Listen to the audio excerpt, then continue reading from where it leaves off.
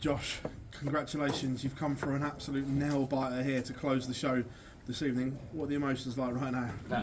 They're obviously very, very high. I can't put in the words how important that was and how good that was to be involved in that game, but my heart's beating out of my chest. First two sessions, you were kind of like chasing Michael and managed to go in close at that break. Was that key, just to be in touch at that last break going into that final session? Yeah, the first session felt like Ross Smith, and I was Ross Smith. I couldn't find nothing at all. And Michael went 4-1 up. I was happy to get enough. I was happy to get a leg and then just kick on from that. So, and then the second session, I brought it back to 6-4. I was like, right, just kick on from that now and just wake up. And then obviously I did, but it took me a couple of days to get into it. So yeah, happy with that. What's the pressure like when you're in that tie-break situation, and were you pleased that you were throwing first? Yeah, people say the bullseye doesn't matter, but it does matter. I don't care what anybody says, because when you're throwing for the match, you've got the opportunity if you go 180, whereas they don't.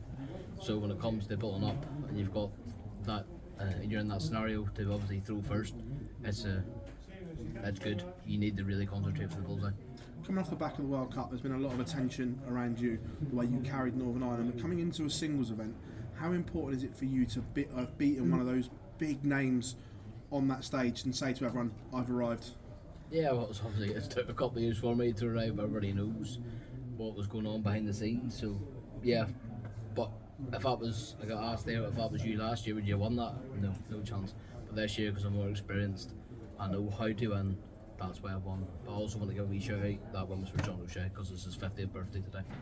And again, just holding your nerve in that moment, does that show that you're ready for these big events? Holding your nerve and that bottle in these key moments. I think I proved that against MVG. When you're playing one of the best players in the world, you can prove. I think I'm ready for it. Cheers, Josh. Thank you. Josh, congratulations. Just sum up the range of emotions you went up, what you experienced up there. You look exhausted after that. I feel exhausted now because I give it large, obviously. But yeah, I'm very grateful. I've got one day off tomorrow to recuperate. Obviously playing Kessie. It's not an easy way to try and win this title, but it's the only way. Does that show how much you've matured as a player over the last couple of years to beat MVG on that stage from that position at 5-1 down? Yeah, 100%. Because 5-1 down, some people's like, oh, that's done and dusted, but it's first 11. You know, you've got a lot of time to get into it, and I proved it. It did take me quite a few days to get into it, but I started proving myself and kicking on, and then I proved it at the end. The blockbuster quarter final against Kessie, just give us your thoughts ahead of that one. I'm looking forward to it, and he'll be looking forward to it too. Obviously, with the World Cup, we're both giving it large as anything, and there'll be a lot of giving it on stage. Cheers, Josh. Congratulations. Well played, Josh. During that tie-break, did it feel like you were the one that was sort of applying the pressure on MVG and he had to keep coming back during that time? My heart rate wasn't telling me that. I was trying to keep myself so much calm. He had that 1-3 at a perfect timing, but Dirks is all timing. So I honestly thought I was getting a chance, but you're playing Michael van Gerwen, you don't get chances. You have to take them when you can. He was missing quite a few doubles, thankfully. Obviously in my end, so, but yeah, thank goodness. There's obviously a lot of emotion at the end. How difficult was it to hold that in the big moments during that tie-break when you were oh so close to that finish? Oh, but if anybody gives it large to me, I keep it in, because I know I can feed off it. And Michael kept giving it lows. Everybody heard him the first leg, 150, the 138. Correct myself. He kept quiet the 138 because I think he knew it was 10-10. So, but I just kept building that, and I was like, you hit that winning double, you just kill it. I've done that. That may well come in useful against Gerwyn Price in the next round then. But with Gerwen, he knows I'm going to give it back, so it's going to be hard to keep it in. But it's going to be a good match between me and Gerwen.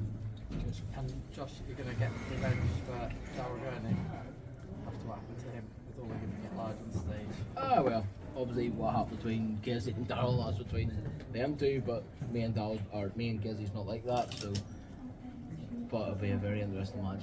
Yeah. Is it better than playing someone with a quieter presence on stage like an Andrew Gildy? You might end up playing. No, but look, we're all here to win a trophy, it doesn't matter who you play. It's simple as that. Well done. Thank you. Josh, you talk about timing in darts. There was a huge 1-5-2 in there, but Michael was in 12, I think. If you don't take that out, do you think you're going to lose that match? Probably.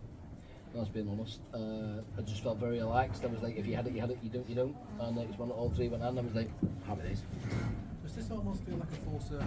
Because a few years ago, there was a lot of hype around you as a young prodigy facing Michael van Gerwen at the Grand Slam, hit a 9-downs but lost the match. Now a few years on, you've seen the player you've become, and you've beaten a very good Michael van Gerwen on one of the biggest stages now. Yeah, 100%. Obviously, I don't know how many times he's won the match play, and obviously they're all there to be beat. So, but I believed in my own game, and I dug deep, and that's what I've done. You always talk about how you think a major is right around the corner, and I guess you thinking that and saying that publicly puts pressure on yourself. So how do you cope with that pressure, or do you not just not feel it? Oh well, I felt pressure up the stage, but I don't feel pressure to win the major. When the time's right, I'll win a major, and that's why I believe in. Because obviously, that there's won his world title when he was meant to. MEG's won his world titles, his match plays, his Premier Leagues when he was meant to. So when the time's right, I'll win my major. Thank you. Josh, after that huge outpouring of emotion at the end there, how hard is it going to be to get back up for the Gezi game? Well, thankfully I've got quite a few hours to obviously wait because I'm not playing tomorrow. So I've got Friday I've got all day Thursday, to recuperate my emotions and all that. And I'm just grateful I'm not playing tomorrow. Is it just a case of rest all day tomorrow then? It'll be a big rest. It would be Netflix all day, everything.